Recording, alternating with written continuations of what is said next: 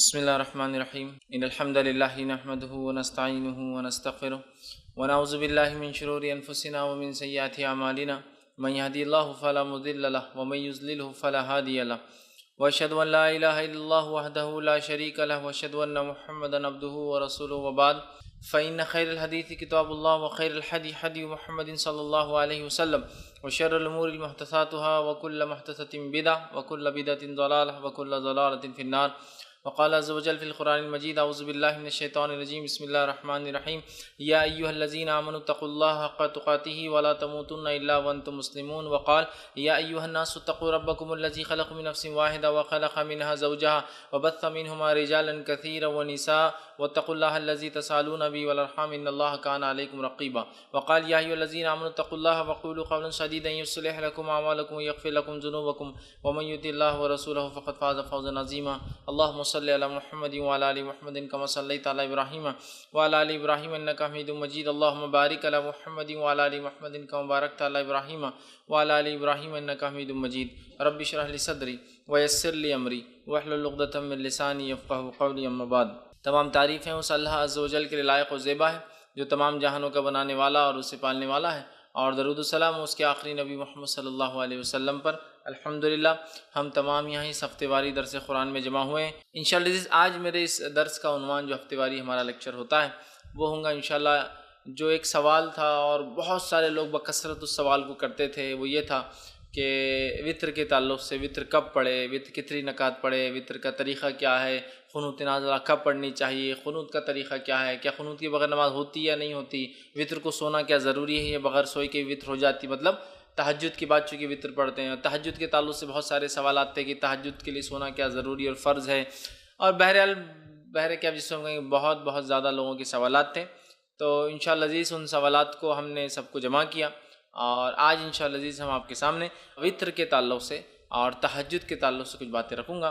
ہم پہلے وطر دیکھیں گے پھر تہجد. اس کی وجہ یہ ہے حالانکہ وطر کوئی ضروری نہیں کہ عشاء کی بعد پڑھی جائے، یہ کبھی بھی پڑھی جا سکتی عشاء سے لے کر فجر تک، لیکن عموماً ہم دیکھتے ہیں ہمارے علاقوں میں ہندوستان، پاکستان، بنگلہ دیش میں لوگ وطر عشاء کے بعد پڑھتے ہیں. تو میں پہلے وطر کی مسائل رکھ دیتا ہوں چونکہ اس کو عموماً لوگ پڑھتے ہیں، اور اس کے بعد انشاءاللہ کچھ باتیں تہجد کے تعلق سے آپ کے سامنے رکھ دوں گا تاکہ وہ باتیں بھی ہمارے سامنے انشاءاللہ عزیز آ جائیں. ٹھیک، تو آئیے ہم سب سے پہلے وطر کی نماز کی فضیلت دیکھتے ہیں کہ وطر کی نماز کی کیا فضیلت ہے. وطر ویسے کہتے ہیں آڈ کو، مطلب کسی چیز کو جو ایون ہو، جس کو کہ جفت ہو، اس کو طاق کر دینا، مطلب ایون کو آڈ کر دینا. جیسے کہ ہم نماز پڑھ رہے ہیں رات میں، اور نماز ہم پڑھتے ہیں 2 4 اس طرح سے ہوتی ہے، 2 2 2 2 جب ملتی جائیں گی تو اس کے بعد وہ ایون نمبر ہو جاتا ہے. ٹھیک ہے، جفت ہوتا ہے. تو اس کو طاق کرنے کے لیے، آڈ کرنے کے لیے جو ایک رکعت پڑھی جاتی ہے اس کو وطر کہا جاتا ہے، یاد رکھیے. ٹھیک ہے، تو بہرحال وطر جو ہے ایک مستقل عبادت ہے اور ایک مستقل نماز ہے. بہت سارے لوگوں کو یہ غلط فہمی ہوتی ہے کہ وطر جو ہے عشاء کا ایک حصہ ہے، اس لیے میں بات رکھ رہا ہوں. تو وطر کوئی عشاء کا حصہ نہیں ہے، وطر ایک مستقل نماز ہے، ایک مستقل عبادت ہے جو نبی اکرم صلی اللہ علیہ وسلم کیا کرتے تھے، اور آپ پر یہ عبادت فرض بھی تھی، یاد رکھیے، امت پر فرض نہیں. تو آپ یہ عبادت وہ کرتے تھے اور مستقل کرتے تھے، شہر میں ہو، سفر میں ہو، اور ہمیشہ جو ہے آپ اس نماز کو پڑھا کرتے تھے. تو وطر ایک مستقل عبادت ہے، اور اس عبادت کو ہمیں چاہیے کہ ہم جو ہے کوشش کریں کہ ہم کریں، اور یہ عشاء کا حصہ نہیں ہے، یاد رکھیے. عشاء کے ساتھ بھی پڑھی جا سکتی ہے لیکن پارٹ آف عشاء نہیں. جیسا بہت سارے لوگ اگر کوئی وطر پڑھ کے نہیں گیا تو بولتا ارے عشاء پڑھے اور وطر نہیں پڑھے آپ نے تو عشاء بھی قبول نہیں ہوتی. اس لیے کہہ رہا ہوں وطر ایک مستقل الگ عبادت ہے، عشاء کی نماز ایک الگ عبادت ہے، یاد رکھیے. لیکن عموماً ہمارے پاس عشاء کے فوراً بعد وطر پڑھ لیتے ہیں، ملاتے ہیں، تو ایسا لگتا ہے جیسا کہ یہ اس کا حصہ، جبکہ وہ اس کا حصہ نہیں. یاد رکھیے نبی اکرم صلی اللہ علیہ وسلم نے ارشاد فرمایا، اور یہ جو ہے جامع ترمذی اور جو ہے سنن دارمی کی روایت، آپ نے فرمایا اور کہا اللہ تعالیٰ نے ایک نماز کے ذریعے تمہاری مدد فرمائی ہے اور وہ نماز وطر ہے، اسے عشاء اور طلوع فجر کے مابین بیچ میں پڑھا کرو. اللہ تعالیٰ نے ایک نماز کے ذریعے تمہاری مدد فرمائی ہے تو تم اس نماز کو عشاء کے بعد سے لے کر فجر کے پہلے تک پڑھا کرو. تو اس حدیث سے یہ بات واضح ہوگی وطر کا وقت کیا ہے، عشاء کے بعد سے لے کر فجر کے پہلے تک. یہ کس کا وقت ہے؟ وطر کی نماز پڑھنے کا وقت ہے، اور وطر کی نماز کے ذریعے اللہ رب العزت نے مسلمانوں کی کیا کی؟ مدد فرمائی ہے، ہیلپ کی ہے. مطلب یہ بہت افضل نماز ہے، ہم کوشش کریں کہ اس نماز کو ہم پڑھا کرے، ٹھیک ہے۔ تو یہ نماز مستقل عبادت ہے، عشاء کے بعد بھی پڑھی جا سکتی ہے لیکن عشاء کا حصہ نہیں ہے، اور عشاء سے لے کر فجر کے شروع ہونے سے پہلے تک اس نماز کو ایک انسان کبھی بھی ادا کر سکتا ہے۔ اسی طرح ابو داؤد کی روایت ہے، یہ اس کی فضیلت، اور اس میں تو پہلی روایت میں ایک فضیلت پتہ چلی اور ایک وقت بھی پتہ چلا۔ دوسری ایک روایت جو ابو داؤد کی ہے، ترمذی کی اور نسائی میں بھی یہ روایت آتی ہے، اس حدیث کے الفاظ اس طرح سے نماز وطر جو ہے حضرت علی رضی اللہ عنہ فرماتے ہیں، اور ان کا قول اور بعد میں حدیث بھی اس کے اندر ہے، وہ فرماتے اور کہتے ہیں نماز وطر تمہاری فرض نمازوں کی طرح حتمی تو نہیں، وطر کی نماز تم لوگوں کے لیے فرض تو نہیں جیسا کہ فرض نمازیں ہیں۔ پھر وہ کہتے ہیں لیکن اللہ کے رسول صلی اللہ علیہ وسلم نے اپنایا، مطلب اس کو عمل کیا، اس کو پڑھا اور فرمایا اللہ وطر طاق ہے، اللہ وطر ہے، طاق ہے، آڈ ہے، اور آڈ کو پسند کرتا ہے، واللہ وطر ویحب الوطر، اللہ آڈ ہے اور آڈ کو پسند کرتا ہے۔ اللہ آڈ مطلب اللہ ایک ہے اور آڈ ڈیجٹس کو پسند کرتا ہے، اس لیے نبی اکرم صلی اللہ علیہ وسلم کا عمل اگر آپ دیکھیں تو آپ اکثر عمل کو آڈ کرتے تھے، 1 3 5، یہاں تک کہ آپ کھانے میں ویسے ہی کرتے تھے، کھجور کھاتے تو 1 کھاتے، 1 سے زائد ہوتے تو 3 کھاتے، 3 سے زائد کھاتے تو 5 کھاتے۔ چونکہ آڈ نمبرز کی خصوصیت یہ ہے کہ جب اس کو ڈیوائڈ کیا جاتا ہے تو اس کا ریمائنڈر ہمیشہ 1 ہوتا ہے، تو اللہ چونکہ آڈ ہے، 1 ہے، تو وہ پسند کرتا ہے۔ حضرت علی فرماتے ہیں یہ نماز کوئی فرض تو نہیں ہے، حضرت علی کے قول خود واضح ہے، لیکن آپ وہ فرماتے ہیں کہ رسول اللہ صلی اللہ علیہ وسلم فرمایا اللہ وطر ہے، طاق ہے، پھر فرمایا اور اکائی طاق کو محبوب رکھتا ہے، پسند کرتا ہے۔ اے اہل قرآن، مطلب اے مسلمانوں، وطر کو پڑھا کرو، وطر کو پڑھا کرو، تو گویا حکم بھی ہے وطر کے پڑھنے کا، تو لہٰذا ہمیں وطر پڑھنے میں کوتاہی نہیں کرنی چاہیے اور وطر کو اپنا معمول بنا لینا چاہیے۔ آپ عشاء کے بعد سے لے کر فجر تک کبھی پڑھ سکتے ہیں، یہ مستقل ایک نماز ہے، کوئی ضروری نہیں کہ عشاء کے بعد ہی پڑھے جائے، عشاء کے بعد سو کر اٹھ کے پڑھیے، یا آپ جاگ رہے ہیں تو بعد میں سوتے وقت پڑھیے، آپ کے اوپر ڈیپینڈ ہے بہرحال۔ تو یہ کوئی وہ نہیں ہے کہ آپ عشاء کے ساتھ ہی پڑھیں، لیکن عشاء کے بعد سے لے کر فجر تک، فجر کے پہلے تک آپ اس کو کبھی بھی پڑھ سکتے ہیں۔ اسی طرح جو ہے ابو داؤد کی، نسائی کی اور جو ہے ابن حبان، دارقطنی اور دیگر حدیثوں میں جو الفاظ آتے ہیں اس میں سے ایک لفظ یہ الوطر حق، وطر حق ہے، مطلب وطر ضروری ہے، وطر کو پڑھا کرو، بلا وجہ چھوڑا نہ کرو، تاکید ہے۔ الوطر حق علی کل مسلم، وطر حق ہے ہر مسلمان کے اوپر، مطلب اے مسلمانوں وطر تم پر حق ہے، جتنا ہو سکے وطر کو پڑھا کرو۔ تیسری روایت نے فرما رکھا الوطر حق ولیس بواجب، وطر حق ہے، ضروری ہے لیکن واجب نہیں ہے، ٹھیک۔ تو یہاں دیکھیے نبی اکرم صلی اللہ علیہ وسلم تاکید کر رہے ہیں وطر کے تعلق سے، اور یہ تاکید کر رہے ہیں کہ وطر واجب نہیں ہے لیکن اس کو پڑھا کرو اس لیے کہ وہ حق ہے۔ تو اوپر کی روایتوں میں جو حق ہے کہ الفاظ بار بار آ رہے ہیں، اس سے یہ بات واضح ہو رہی ہے کہ وطر بڑی اہم نماز ہے، بلا وجہ سے چھوڑنا نہیں چاہیے، کوشش کرنا چاہیے کہ اس کو جتنا ہو سکے اتنا پڑھا جائے، لیکن یہ بات یاد رکھ لیجیے نماز واجب نہیں، چونکہ آپ سب کی خود حدیث ہے وطر حق ہے لیکن یہ جو ہے واجب نہیں ہے، ضروری نہیں ہے۔ اور یہ بات میں اس لیے بھی رکھ رہا ہوں کہ بہت سارے لوگ یہ سمجھتے ہیں کہ اگر وطر نہ پڑھے عشاء کی بات تو عشاء نہیں ہوئی، اس لیے بھی رکھ رہا ہوں۔ وطر ایک مستقل الگ عبادت ہے لیکن وہ عشاء کے ساتھ پڑھی جا سکتی ہے، لیکن وہ عشاء کا پارٹ نہیں ہے، اس کے نہ پڑھنے سے عشاء میں کوئی کمزوری نہیں آتی ہے، ٹھیک ہے، یہ بتانا میرا مقصود تھا۔ تو وطر کو پڑھنا چاہیے، یہ حق ہے، یہ ضروری ہے، بہت اہم ہے، لیکن یاد رکھیے واجب نہیں ہے، تو لہٰذا جو شخص استطاعت رکھتا ہو ضرور کوشش کرے کہ وطر کی نماز کو بھی وہ ادا کرے۔ اسی طرح جو ہے ابو داؤد اور مستدرک حاکم کی ایک روایت ہے، نبی اکرم صلی اللہ علیہ وسلم فرمایا کہا وطر حق ہے اور جو شخص وطر نہیں پڑھتا ہے وہ ہم میں سے نہیں، مطلب اس وطر کی اہمیت، وطر کی نماز کی اہمیت بتاتے ہوئے نبی اکرم صلی اللہ علیہ وسلم کیا فرما رہے ہیں، وطر کو پڑھا کرو اس لیے کہ حق ہے، اور جو وطر نہ پڑھے وہ ہم میں سے نہیں ہے۔ مطلب یہ ہوا کہ بلا وجہ وطر کو نہیں چھوڑنا چاہیے، بلا وجہ وطر میں کوتاہی نہیں کرنا چاہیے، جتنا ہو سکتا ہے اتنا کوشش کر کے وطر کو ضرور ہم لوگ پڑھیں، لیکن یہ نماز واجب نہیں ہے، انشاءاللہ آگے میں اس کی تفصیلات رکھوں گا۔ خود اوپر کی ایک روایت میں وضاحت بالکل ہو گئی کہ وہ حق ہے لیکن واجب نہیں ہے، لیکن وہ اتنی اہم نماز ہے کہ زور دینے کے لیے، ایمفسائز کرنے کے لیے نبی کریم صلی اللہ علیہ وسلم فرمائے وہ حق ہے بول کر، جو وطر نہ پڑھے وہ ہم میں سے نہیں، مطلب بلا وجہ وطر کی نماز کو چھوڑنے والا ہم میں سے نہیں، مطلب وہ غلط کام کرتا ہے، اسے چاہیے کہ وطر کو ادا کیا کرے اگر طاقت، استطاعت، سہولت ہو تو۔ اسی طرح جو ہے نبی اکرم صلی اللہ علیہ وسلم فرماتے ہیں 3 چیزیں میرے لیے فرض ہے، تمہارے لیے تطوع کا لفظ یعنی سنت ہے، 3 چیزیں میرے لیے واجب ہے، فرض ہے، میں اس کو کرتا ہوں، اور تمہارے لیے یہ چیز جو آپ سے فرماتے سنت ہے۔ کیا کیا ہے؟ قربانی، آپ نے فرمایا قربانی نبی کے فرض تھی، ہمارے لیے سنت ہے۔ دوسرا فرمایا نماز وتر، نبی کریم صلی اللہ علیہ وسلم کے لیے فرض تھی، ہمارے لیے سنت ہے۔ اور تیسرا فرمایا فجر کے پہلے کی 2 رکعتیں، فجر کی 2 رکعت نماز، یہ دوسروں پر آپ نے فرمایا سنت ہے، مطلب تطوع ہے، لیکن میرے لیے یہ چیزوں کو اللہ نے واجب کر دیا، فرض کر دیا۔ تو اس سے بھی وطر کی اہمیت پتہ چلتی ہے کہ کتنی ہے ہمیں۔ اسی طرح جو ہے نبی اکرم صلی اللہ علیہ وسلم کا جو معمول تھا وہ یہ تھا، آپ وطر کی نماز کو کبھی نہیں چھوڑتے تھے۔ آپ کو یہاں تک کہ سفر میں بھی وطر کی نماز پڑھتے ہوئے دیکھا گیا، مطلب وطر کی نماز کو نبی اکرم صلی اللہ علیہ وسلم نے اپنا معمول بنا دیا تھا۔ اور آپ سفر میں بھی، حالانکہ سفر میں قصر ہوتا ہے، جمع بھی ہو سکتی ہے، نمازیں ملائی بھی جا سکتی ہے، 2 نمازیں، فجر اپنے وقت پر، ظہر اثر ایک ساتھ پڑھ سکتے ہیں آپ، چاہے ظہر کے وقت میں چاہے اثر کے وقت میں، مغرب عشاء ایک ساتھ پڑھ سکتے ہیں، چاہے مغرب کے وقت میں چاہے عشاء کے وقت میں، تو گویا 3 وقت میں 5 نمازیں ہوتی ہے، اور اس میں بھی قصر کا آپ کو موقع ہے، مطلب نمازیں ہاف ہو جاتی ہے۔ فجر 2 کی 2 رکعت ہوتی ہے فرض، ظہر کی 4 کی 2 ہو جاتی ہے، عصر کی 4 کی 2 ہو جاتی ہے، مغرب کی 3 ہوتی ہے، اور عشاء کی 4 کی 2 ہو جاتی ہے۔ مطلب فرض میں بھی قصر ہے، لیکن نبی اکرم صلی اللہ علیہ وسلم نے اس حالت میں بھی جو ہے وطر کو پڑھا، وطر کو پڑھا۔ تو وطر کی نماز اس سے پتہ چلتا ہے بڑی اہمیت کے حامل ہے۔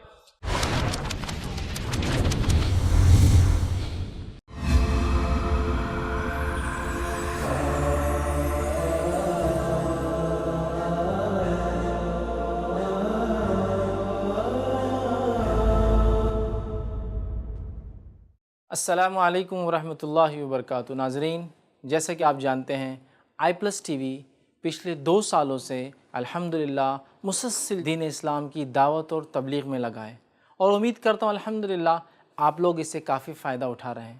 اور جس طرح سے آپ فائدہ اٹھا رہے ہیں ناظرین، کئی اور لوگ ہیں جو اس چینل کے ذریعے فائدہ اٹھا رہے ہیں، اور الحمدللہ جس طرح سے آپ کی زندگی بدلی، ان لوگوں کی زندگی میں بھی تبدیلی آ رہی ہے۔ وہ دین کو سیکھ رہے ہیں، سمجھ رہے ہیں، اور اس پر عمل کرنے کی کوشش کر رہے ہیں۔ کیا آپ نے کبھی سوچا یہ چینل کس طرح سے چلتا ہے؟ اس کے اخراجات کہاں سے آتے ہیں؟ ٹی وی ایک فری ٹو ایئر چینل ہے، اور اس کی آمدنی کا کوئی ذریعہ نہیں۔ یہ چینل چلتا ہے صرف اللہ کی مدد اور اس کے بعد آپ لوگوں کے تعاون سے۔ تو میں امید کرتا ہوں اس رمضان اور غیر رمضان آپ اپنی زکوٰۃ اور صدقات ٹی وی کو دیں گے، تاکہ یہ چینل جو ہدایت کی بات انسانیت تک پہنچا رہا ہے، وہ لوگ اس بات کو قبول کریں، لوگ اس چینل کو دیکھیں۔ اور ایک بات یاد رکھیں، حدیث میں آتا ہے، نبی اکرم صلی اللہ علیہ وسلم نے فرمایا، جس کا ایک مفہوم ہے کہ جب کوئی انسان کسی کو ہدایت کی طرف بلاتا ہے اور سامنے والا ہدایت کو قبول کر لیتا ہے، پھر وہ اس پر عمل کرتا ہے، تو جتنا عمل کرنے والے کو اجر ملتا ہے اتنا ہی اجر اس کو بلانے والے کو ملتا ہے، اور کرنے والے کے اجر میں سے کمی نہیں کی جاتی۔ تو ایک بہترین اور زرین موقع ہے ٹی وی کے ذریعے ہم جو ہے دین کی بات لوگوں تک پہنچائے، تاکہ ان کے کیے گئے اعمال کا اجر انشاءاللہ عزیز ہمیں بھی ملے۔ تو میں امید کرتا ہوں کہ آپ ضرور بھی ضرور اپنی زکوٰۃ و صدقات ہمیں تعاون کریں گے۔ اللہ رب العزت سے میں دعا کرتا ہوں، اللہ رب العزت اس کا آپ کو بہترین بدلہ عطا فرمائے۔ السلام علیکم ورحمۃ اللہ وبرکاتہ۔ ٹی وی کو ڈونیٹ کرنے کے لیے کال کریں 09588888826 پر، یا آن لائن ٹرانسفر کریں ICICI bank, account name Ilm foundation, saving account number 001121212311، IFSC code ICIC 00000011، branch Andheri west.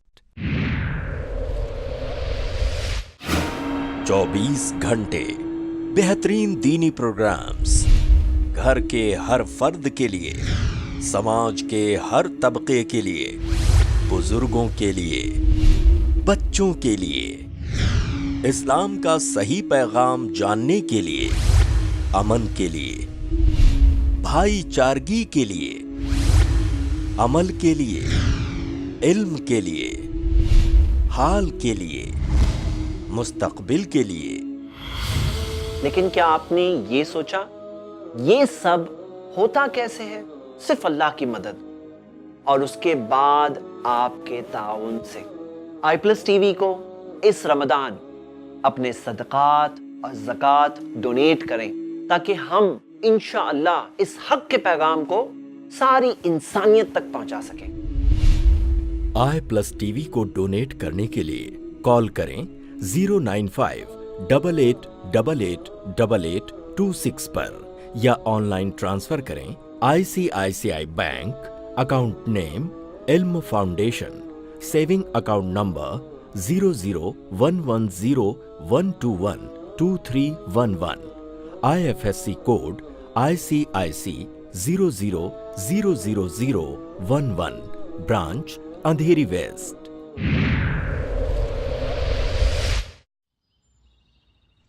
السلام علیکم۔ وعلیکم السلام۔ آئیے آئیے وکیل صاحب، تشریف رکھیے۔ شکریہ۔ کیسے مزاج ہیں آپ کے؟ الحمدللہ۔ دراصل کچھ کاغذات پہ آپ کے دستخط چاہیے تھے، یہاں سے گزرا تھا، سوچا لیتا چلوں۔ لائیے۔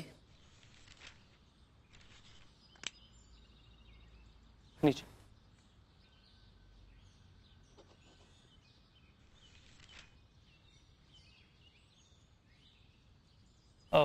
جناب برا نہ مانے تو کچھ پوچھ سکتا ہوں آپ سے؟ کہیے۔ آپ اتنے دیندار شخص اور آپ کے گھر میں ٹی وی؟ ٹی وی آج کے دور میں اس سے کون بچا ہے؟ اور یوں بھی وکیل صاحب، ہر سکے کے دو پہلو ہوتے ہیں۔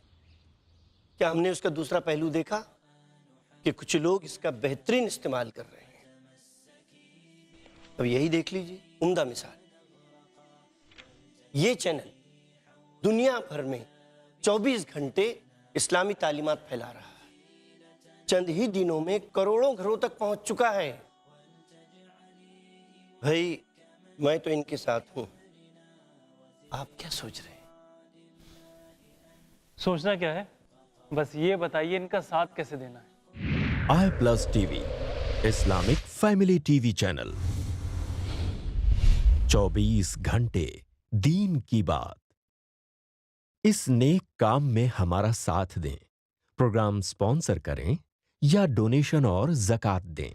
ICICI bank, account name Ilm foundation, saving account number 001101212311، IFSC code ICIC 00000011، MICR code 4002290003، branch SV road Andheri west Mumbai. آپ ہمیں کال میسج یا واٹس ایپ بھی کر سکتے ہیں +919588888826 نمبر پر۔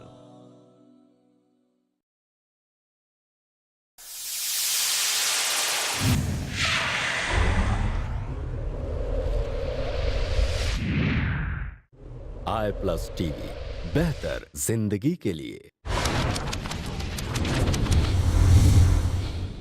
اب وطر کی نماز کیا ہے، اس کا حکم کیا ہے؟ سنت ہے، واجب ہے، موقدہ ہے؟ جیسے ہمارے پاس جو عموماً چلانے ہیں واجب الوطر بولتے ہیں۔ وہ کیوں؟ وہ جو حدیث میں نے اس سے پہلے آپ کے سامنے رکھی کہ جو وطر نہ پڑے وہ ہم میں سے نہیں ہے، تو اس سے پتہ چلا رہا ہے یہ تو بہت اہم ہے، ورنہ مسلمان نہیں ہے وہ شخص۔ لیکن علماء لکھتے ہیں یہ وضاحت کے لیے ہے، اہمیت بتانے کے لیے ہے، لیکن یہ اسلام سے خارج نہیں ہوتا کوئی وطر کی وجہ سے، ٹھیک ہے؟ تو یہ واجب نہیں، بلکہ اس کے تعلق سے صحیح قول یہ کہ وطر کا پڑھنا سنت موقدہ ہے، واجب نہیں، یاد رکھیں۔ اس لیے کہ ہمارے پاس اور خاص طور سے حنفی مسلک میں فرض الگ چیز ہے، واجب الگ چیز ہے، جبکہ ہمارے نزدیک یہ ہے کہ فرض اور واجب ایک ہی چیز ہے، یاد رکھیے۔ فرض اور واجب کی اہمیت ایک جیسی ہوتی ہے۔ تو بہرحال وہ کہتے واجب ہے، ٹھیک ہے، ہم کہتے واجب نہیں، سنت موقدہ ہے، سنت موقدہ، اور یہی قول جمہور علماء کا، یاد رکھیے۔ اور نبی اکرم صلی اللہ علیہ وسلم کی ایک حدیث میں نے آپ کے سامنے پہلے رکھ بھی دی تھی۔ اسی طرح ایک اور روایت ہے جو میں نے پہلے آپ کے سامنے رکھی تھی، جس میں آپ نے فرمایا اور کہا کہ یہ جو ہے آپ فرماتے نہیں سوائے اس کے تطوع یعنی سنت نفل پڑھے، مطلب وطر کی نماز یہ جو ہے یہ سنت ہے، سنت موقدہ ہے۔ ایک رات نے فرمایا مجھ پر فرض ہے اور تم لوگوں پر تطوع، تم لوگوں پر کیا ہے؟ سنت ہے، تم لوگوں پر یہ نماز فرض نہیں ہے۔ تو اس سے پتہ چلا یہ نماز واجب نہیں بلکہ سنت موقدہ ہے، ٹھیک ہے۔ اسی طرح امام مالک جو ہے اور مسند احمد کے اندر روایت آتی ہے، عبادہ بن صامت رضی اللہ عنہ اس کے راوی فرماتے اور کہتے ہیں کہ جس کے اندر آپ صلی اللہ علیہ وسلم نے فرمایا کہ یہ تطوع، یہ نماز سنت ہے نہ کہ تم پر فرض، تو بلکہ جس کو ہم کہیں گے عام زبان میں سنت مؤکدہ جو کہتے ہیں نا، مطلب ایسی سنت جس کو نبی اکرم صلی اللہ علیہ وسلم نے ہر حال میں کرنے کی کوشش کی، یہ نماز ایسی ہے، یاد رکھیے وطر۔ اب وطر کی نماز کا وقت کب شروع ہوتا ہے اس کے تعلق سے دیکھ لیتے ہیں۔ تو میں سمجھتا ہوں پہلی حدیث میں نے درس کی ابتدا میں جو بتائی واضح ہے کہ یہ نماز کے ذریعے اللہ نے ہماری مدد کی، اور یہ نماز عشاء کے بعد سے لے کر فجر کے پہلے تک پڑھی جا سکتی ہے، ٹھیک۔ تو اس کا وقت شروع ہوتا ہے عشاء کے بعد سے فجر کے شروع ہونے سے پہلے تک، مطلب اس کو عام زبان میں کہوں تو عشاء کے بعد سے سحر کے وقت کے ختم ہونے تک، چونکہ سحر کا وقت ختم ہوتا ہے تو فجر شروع ہو جاتی ہے۔ تو ہم لوگ کوشش کریں کہ اس عمل کو جو ہے اگر ہم کرنا چاہتے ہیں تو عشاء کے بعد سے لے کر فجر کے پہلے تک کر سکتے ہیں۔ ابو داؤد، ترمذی اور ابن ماجہ کی روایت ہے، آپ صلی اللہ علیہ وسلم فرمایا اور کہا، اسے نماز عشاء اور طلوع فجر کے مابین پڑھو۔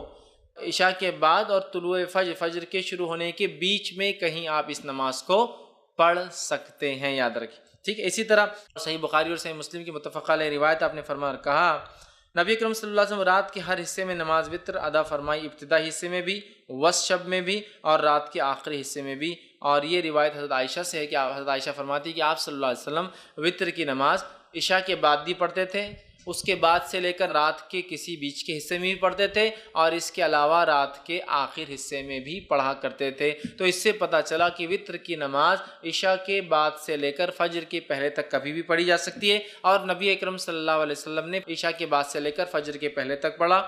اسی طرح ایک دوسری روایت صحیح بخاری اور صحیح مسلم کی، آپ صلی اللہ علیہ وسلم نے جن دنوں میں وفات پائی، مطلب یہ روایت بھی عائشہ فرماتی ہے اور کہتی ہے اس روایت میں کہ جن دنوں میں نبی اکرم صلی اللہ علیہ وسلم وفات پائی، ان دنوں میں آپ آخری حصے سحر کے وقت وتر کو پڑھا کرتے تھے۔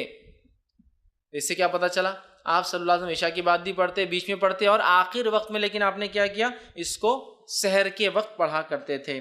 اسی طرح جو ہے نبی اکرم صلی اللہ علیہ وسلم کا جو ہے ایک حکم ہے، حدیث ہے جو صحیح مسلم کی روایت، آپ نے فرمایا کہا، صبح ہونے سے پہلے پہلے وتر کو پڑھ لو، مطلب صبح ہونے سے پہلے پہلے تک وتر کو ہم کو پڑھ لینا چاہیے۔ تو پتہ چلا وتر عشاء کے بعد سے لے کر فجر کے پہلے تک کبھی بھی آپ پڑھ سکتے ہیں، اور نبی اکرم صلی اللہ علیہ وسلم نے اس کو عشاء کے بعد سے لے کر فجر تک کبھی بھی پڑھا، اور اس کو ہم کہیں گے عشاء کے بعد بھی پڑھی جا سکتی ہے، لیکن آخر وقت میں پڑھنا افضل ہے، سحر کے وقت میں پڑھنا افضل ہے، اس لیے کہ انسان سوتا ہے، سو کر اٹھتا ہے، اٹھنے کے بعد پھر نفل نمازیں مطلب تہجد پڑھتا ہے، اور تہجد کے بعد اگر وتر پڑھتا ہے تو یہ افضل ہے، یاد رکھیے۔ اب آپ کہیں گے خالی وتر کو رات میں کیوں اٹھنا ہے؟ تو تہجد بھی پڑھنا، لیکن میں تہجد انشاءاللہ آخری میں رکھوں گا وہ حصہ۔ تو یہ جو وتر کو ہم کہہ رہے ہیں آخری وقت میں پڑھنا افضل ہے، اس سے مراد ہے آخری وقت میں انسان رات میں اٹھے، تہجد کی نماز پڑھے، تہجد کے بعد اپنی وتر پڑھ لے۔ صحیح مسلم کی روایت ہے، ماں عائشہ رضی اللہ عنہا سو جاتی تھی، آپ سب ان کو اٹھاتے تھے اور کہتے عائشہ اٹھ اور وتر پڑھ لے، مطلب تہجد ادا کر، اور تہجد ادا ہونے کے بعد اپنی وتر کی نماز، چونکہ عموماً صحابہ آخر وقت میں وتر پڑھتے تھے، تہجد کے وادی تھے، لہٰذا چونکہ تہجد ایک بہت افضل عمل ہے، یاد رکھیے، بہت افضل، نفل نمازوں میں سب سے افضل نماز ہے یہ، تو لہٰذا وہ لوگ روکے رکھتے تھے اپنی نماز کو، وتر کو، اور تہجد میں اٹھتے تھے، تہجد میں اٹھنے کے بعد وتر پڑھتے تھے۔ تو اللہ کے رسول صلی اللہ علیہ وسلم ماں عائشہ کو اٹھاتے تھے تاکہ وہ اپنی وتر ادا کرے، مطلب تہجد پڑھ لے اور اس کے بعد وتر بھی ادا کرے۔ تو یاد رکھیے یہ آخری وقت افضل ہے، لیکن کوئی ضروری نہیں ہے، آپ کو ڈر ہے، خدشہ ہے رہ جائیں گی نہیں پڑھ پاؤں گا، تو بہرحال پہلے بھی پڑھ سکتے ہیں۔ اسی طرح جو ہے نبی اکرم صلی اللہ علیہ وسلم فرمایا کہا، تم میں سے جس شخص کو یہ اندیشہ ہو کہ وہ رات کے آخری حصے میں نہیں جاگ سکیں گا، تو اسے چاہیے کہ رات کے پہلے حصے میں ہی وتر پڑھ لے۔ جس کو ایسا لگے کہ میں رات میں نہیں اٹھ سکتا ہوں، تو اسے چاہیے کہ وتر پہلے پڑھ لے، مطلب عشاء کے بعد پڑھ لے۔ پھر فرماتے اور کہتے ہیں، اور جسے آخر رات میں قیام کا شوق ہو اور طمع ہو کہ وہ کرے، قیام کرے، اس کو شوق ہو، اس کو لگا ہو، اسے چاہیے کہ وہ رات کے آخری حصے میں وتر پڑھے۔ جس کو ڈر ہو یا میں اٹھ نہیں پاؤں گا، شک ہو رہا ہے، یا میں روز پڑھتا ہوں تہجد لیکن آج جاگا بہت دیر تک تو اٹھ نہیں پاؤں گا، یا پھر میں روز بھی نہیں اٹھ پاتا ہوں تہجد کے لیے، بس عشاء ہو جاتی ہے، فجر کو اٹھتا ہوں تو بیچ میں نہیں اٹھ پاؤں گا، تو پھر وہ عشاء کے بعد پڑھ لے۔ ایسا نہیں، جس کو شوق ہے، رات کی نماز پڑھنا چاہتا ہے، تہجد پڑھنا چاہتا ہے، تو پھر کیا کرے؟ وہ وتر کو روکے رکھے، تہجد کے بعد اس کو ادا کرے۔ اسی طرح صحیح مسلم کی روایت ہے، نبی اکرم صلی اللہ علیہ وسلم فرمایا اور کہا، بے شک رات کے آخری حصے کی نماز میں فرشتے آتے ہیں اور یہی افضل ہے۔ رات کے آخر حصے میں نماز کے وقت فرشتے حاضر ہوتے اور یہ افضل ہے۔ تو پتہ چلا تہجد کو آخر وقت میں پڑھنا، آخر وقت میں پڑھنا، سحر کے وقت پڑھنا، فجر سے پہلے پڑھنا افضل ہے، اور اسی طرح وتر کو بھی سحر کے آخر وقت میں پڑھنا یا رات کا آخری حصہ تیسرا پہر ہوتا ہے جس سے فجر پھر شروع ہو جاتی ہے، اس کے بعد اس سے پہلے پڑھنا افضل ہے، چونکہ اس وقت فرشتے حاضر ہوتے ہیں۔ تو اسی سے میں نے کہا افضل تو آخر حصے میں ہے، لیکن عشاء کے بعد بھی فوراً اسے ادا کیا جا سکتا ہے، یاد رکھیے فوراً ادا کیا جا سکتا ہے۔ اسی طرح جو ہے صحیح بخاری اور صحیح مسلم کی ایک روایت ہے، ابو ہریرہ رضی اللہ عنہ فرماتے اور کہتے ہیں میرے خلیل مطلب نبی اکرم صلی اللہ علیہ وسلم، خلیل مطلب بہت جگری گہرا دوست، تو فرماتے ہیں میرے خلیل نبی اکرم صلی اللہ علیہ وسلم مجھے خاص طور پر 3 باتوں کی وصیت فرمائی ہے، 3 باتوں کی مجھے تاکید کی۔ پہلا، میں ہر مہینے کے 3 روزے رکھوں، ایام 20 کے روزے جو کہ 13، 14 اور 15 تاریخ چاند کے حساب سے اس کے روزے رکھوں، یہ آپ نے ان کو تاکید کی تھی۔ چاند کی جو ہے 13، 14 اور 15 تاریخ کو میں روزے رکھوں۔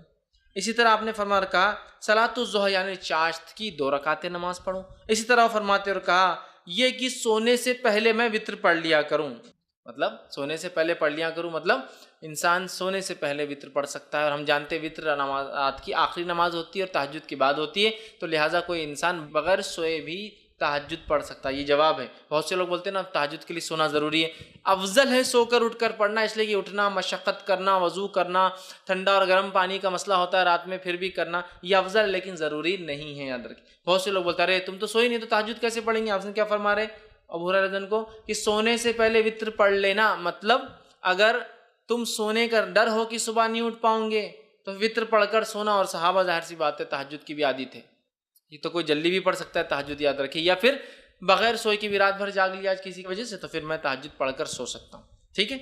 اب مثال کے طور پر آج اس نے ارادہ کیا کہ میں سو جاتا ہوں، اس لیے کہ تہجد کا ارادہ نہیں۔ اب اگر رات کے آخر حصے میں نیند جاگ گئی، سمجھ لیجئے رمضان کے مہینے میں عموماً لوگ وتر کا بھی اہتمام تہجد کا بھی کرتے ہیں، اب یہ سوچا کہ رات میں تو وتر پڑھ لی اور سو گیا، اب تہجد میں اٹھا تو وتر تو آخری نماز ہونا چاہیے رات کی، وتر نماز آخری ہونا چاہیے رات کی، تو اب میں کیا کروں؟ کیا میں ڈبل وتر پڑھوں رات میں اٹھ کے؟ مطلب میں نے وتر پڑھا اور سو گیا، بہت سے لوگ سوال کرتے ہیں ہم وتر پڑھ کے سو جاتے ہیں پھر کیا کریں؟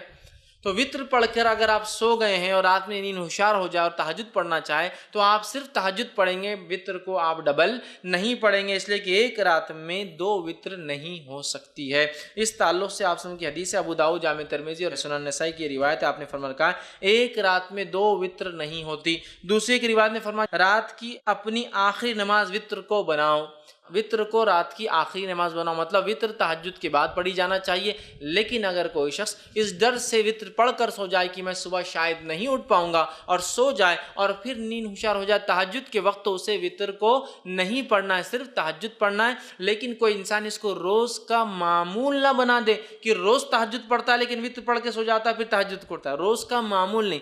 اگر میں روز اٹھ کر تہجد پڑھنے کا عادی ہوں تو پھر میں وتر کو اپنی آخری نماز بناؤں گا۔ ایک غلط فہمی جو ہوتی ہے ہندوستان پاکستان میں یہ بھی ہے کہ اس کو عشاء کا حصہ سمجھتے ہیں تو عشاء کے بعد پڑھ کے سو جاتے ہیں، پھر تہجد میں اٹھتے ہیں، تہجد پڑھ کے پھر اس میں ایک وتر پڑھتے ہیں، کیونکہ حدیث میں نا 11 رکعتیں پڑھتے تھے تو پھر کیا کرتے، پھر سے ایک وتر پڑھتے، تو ایک رات میں 2 وتر نہیں ہوتی۔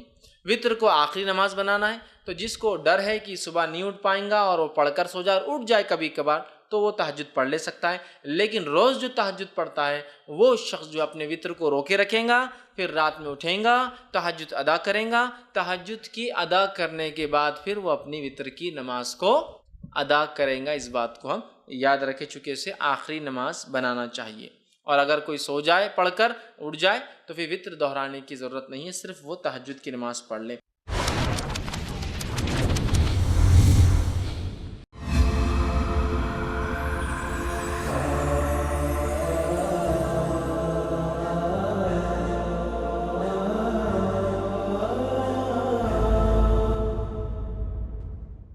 السلام علیکم ورحمۃ اللہ وبرکاتہ۔ ناظرین، جیسا کہ آپ جانتے ہیں i+ TV پچھلے 2 سالوں سے الحمدللہ مسلسل دین اسلام کی دعوت اور تبلیغ میں لگا ہے، اور امید کرتا ہوں الحمدللہ